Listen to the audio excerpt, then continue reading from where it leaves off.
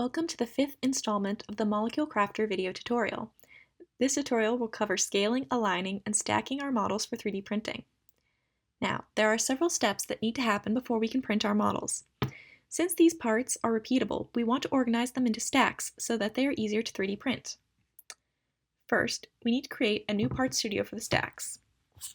What we're going to do is go down here to the plus icon, go up here until we find Create New Part Studio.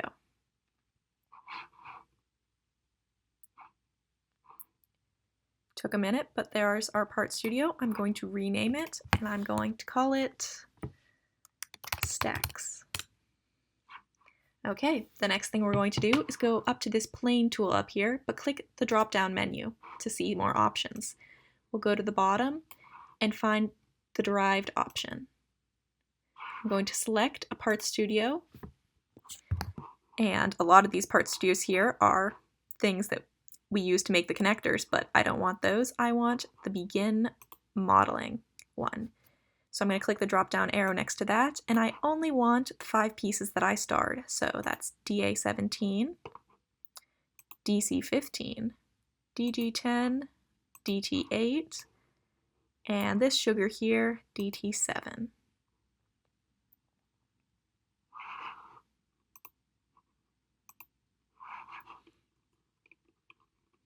And you can see they've all been imported. And so I press this green check mark, wait for it to load, and we're done. Now, we need to scale these parts. Remember that all models come in with their CSVs scaled such that they can interact with the pre-created connectors. This scale is almost certainly not the one you want to print your molecules at. It is much too large. So instead, we're going to use our custom scale tool. If I go in here and I come down to Custom Scaler, I can select objects to scale. I'm going to select all of these objects.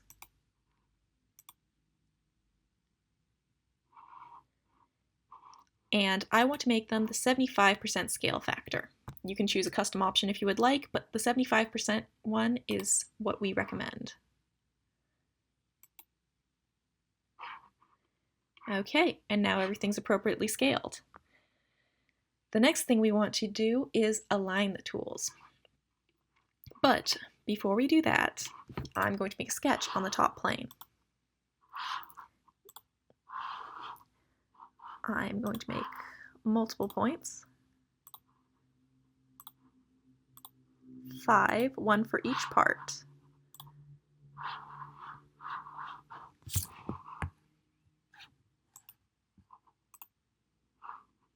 While I am still in that sketch, going to dimension them so they're a reasonable distance, and let's just make them all 25 millimeters.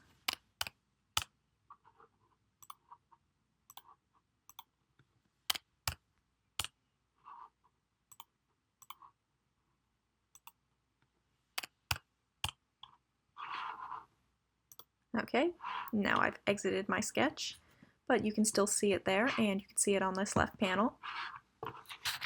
Okay, the next thing I want to do is align my parts for stacking. So I will go to the pre-stack aligner, and then the first thing I want to do is choose 3 points in this part to align with the top plane. So for the bases, that basically means you want 3 points in this main plane here. So those 3 points are the ones that are going to be aligned with the top plane. So I've selected the points. Now I'm going to select the object to align. That's this cytosine.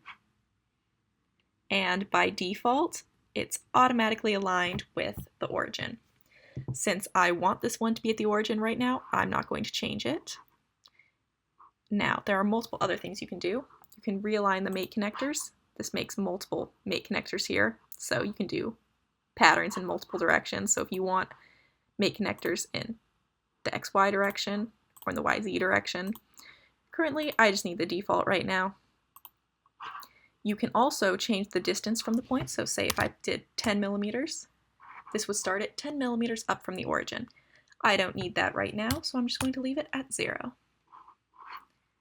And then I just click. And you can see it generated some mate connectors here. This will be useful for later on, but right now I'm going to align the other 3 bases.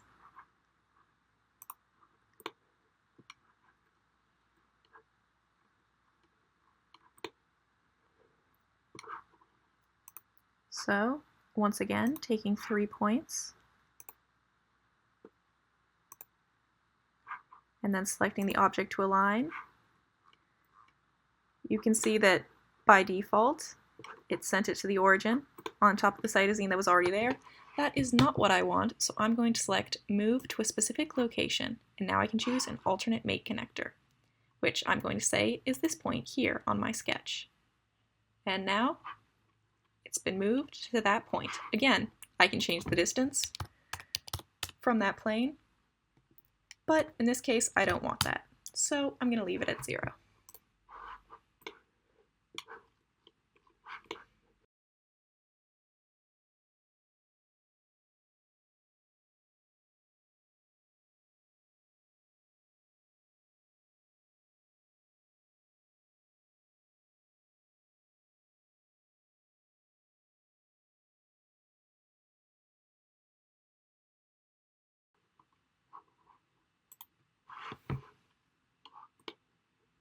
The backbone is difficult to align because there's not an obvious plane to choose from, and so you really can't go too wrong with this one since anything you choose will be a little bit awkward. I tend to choose from at least 3 that seem to be mildly in a plane that I want to have. So I will choose that point, this point right here, and this one there. I'll choose this object to align, and I will move it to this point right here.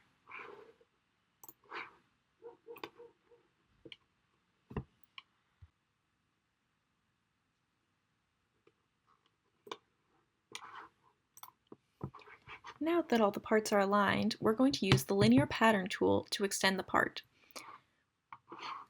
So we're going to come up here to linear pattern, I'm going to click on the tool, I'm going then to say the part to pattern is this cytosine. I need a direction, so I'm going to choose one of these mate connectors. I'm going to choose this one that's pointing up, since that's a reasonable direction. And if I scroll out, you can see that I've got 2, and the distance is 25. And I want it to be smaller than that. 2 is too close. 10, too big. 4. Seems like they're just touching at 4. If I go up to 5.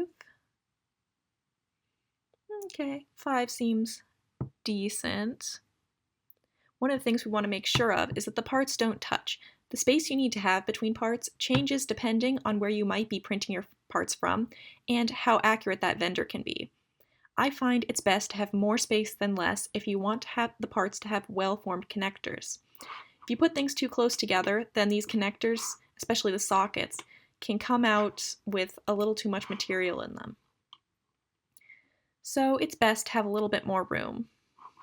This seems like a reasonable distance right here, but again, this is something that's up to the discretion of the user and depends on where you might be printing things from.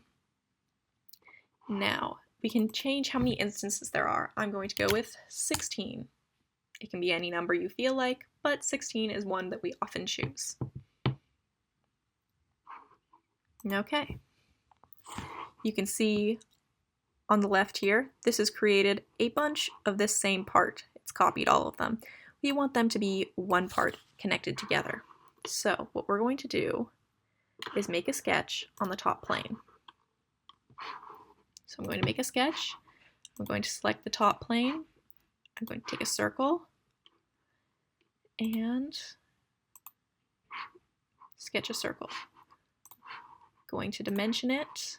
The size doesn't particularly matter, but you want it to be big enough that, you know, the material will connect there, but not so large that you're just wasting material on this section. So let's make it 1 millimeter. Yeah, seems like a good size. And you want to drag it to the center of a larger atom. Where it is doesn't matter quite as much, but it's nice to have it in a place where it doesn't interfere with any of these other edges or other features. And I finished that sketch. So we're going to connect all of these parts together with what we're going to call a sprue.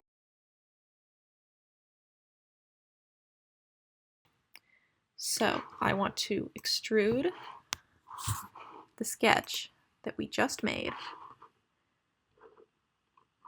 and I'm going to drag it up until it goes through all of these parts. Okay, so about 77. Oop, that's just coming through the other side, so let's make that 76. Okay, and up here you can see that there's multiple options: new, add, remove, intersect. I want to add this to all these parts together, so I'm going to say add. That'll give us this merge scope, so we can either select all of these parts to say I want to join them to all of those parts, or I can just say do the simple merge with all.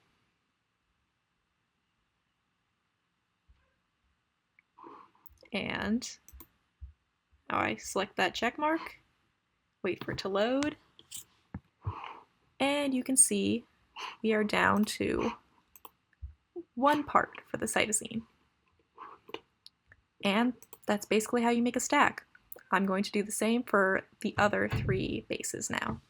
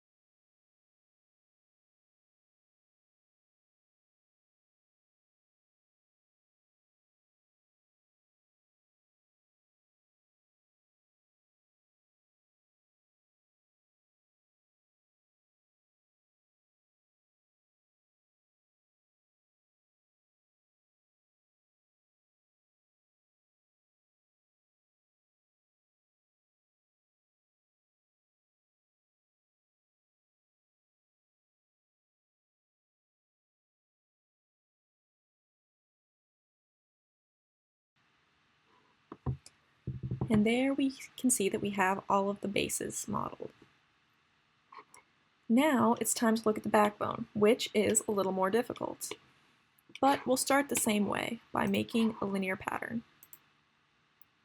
And I'm going to pattern it upwards. Nope. Sometimes you can click the make connector not as a direction, but as an entity, so you've got to be careful about what you're actually selecting. We'll start at 10. Now, the backbones are more important than the bases when it comes to giving them adequate separation. If they're too close together, their connectors really will have some serious problems because they'll be too close together. That seems like a reasonable enough amount of space. You could probably go a little bit closer. No, see, those are nearly touching. And since it's nearly touching a ball connector, that's too close space. If it was not touching a connector, if it was a body part to a body part, that can sometimes be okay, but you really don't want anything interfering with those connectors. So we'll start with that, and then let's see how much to pattern. If we go up 16,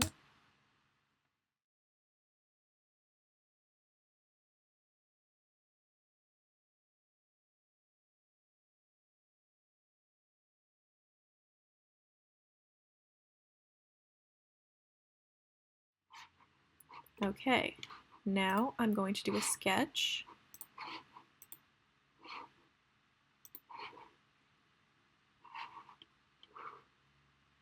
We can see we have one connector on this side and one connector on this side. So a good place would be to have our sprue column somewhere over here.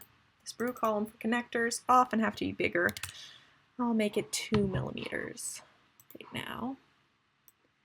Now I'm going to move it so it just overlaps with this part here.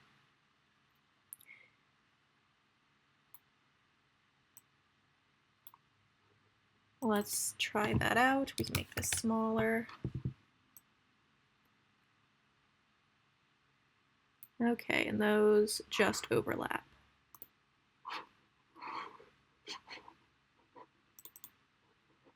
Now I'm going to extrude sketch 6.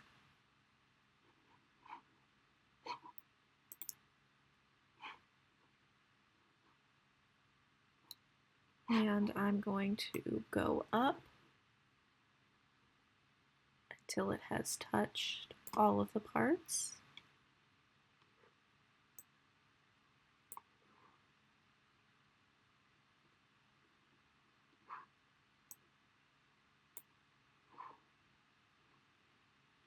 And oftentimes I want to say, oh, not direction. I want to say set a second end position, because while this starts right here, it can go down a little bit. This second end position doesn't need to go that far down, so I'm just going to set it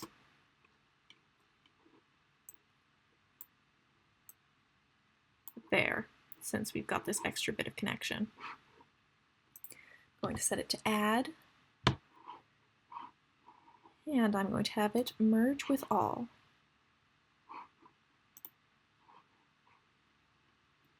Okay, those seem like they're overlapping pretty well. I feel like they could overlap a little bit more, but that's the good thing about doing this in Onshape. I can just go and edit the base sketch and make it overlap just a little bit more.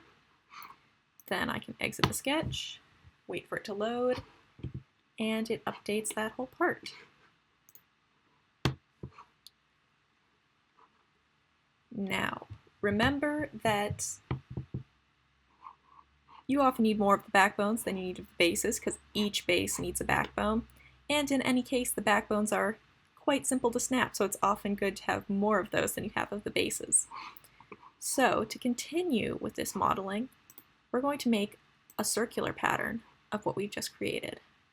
So I'm going to choose that entity to pattern. I'm going to choose the axis of the pattern. Whoops, here. The axis of the pattern will be that circular edge. We'll have to wait for it to load a bit. Now, if we look top down, we can see that everything's been rotated. And 4 equal distances is a little too much. Let's go down to 2. So now we have these 2 instances patterned. 2 works, sometimes 3 can as well. We'll see if it works with this particular orientation. And yes, it appears like we may have enough space for 3 to be modeled. But I'm just going to call it 2 right now. Sometimes you want 2 and sometimes you want 3. It's really just how you want to align your stacks, how you want to print everything. But I'm going to make sure to add as well, and the merge scope will be to merge with all.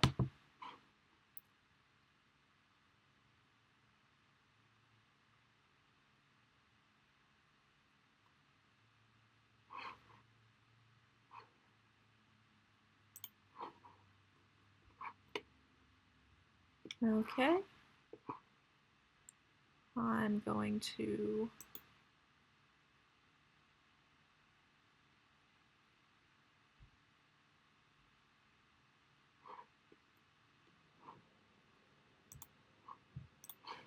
and you see it's still considering these as separate. even though they were overlapped. So let us try that one more time.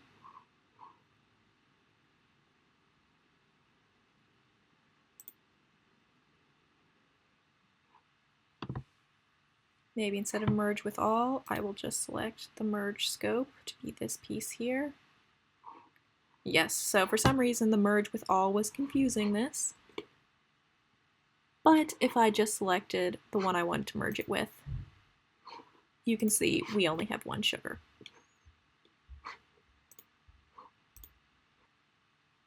Okay, so we can see that none of these stacks are actually overlapping with each other, which is a good thing.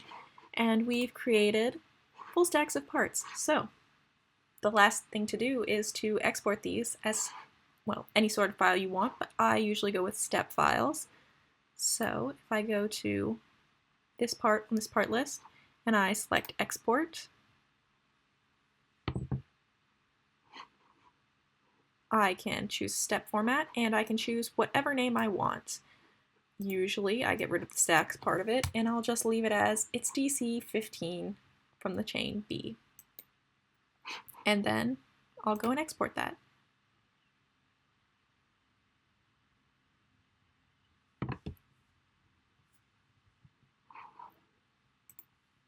Okay, and I just do the same for all the other parts I just created, and that's basically it. Congratulations! We have now made a complete custom molecular model from start to finish. You can now print these models at a vendor of your choice. I hope this tutorial has been helpful and will encourage you to start making your own custom molecular models.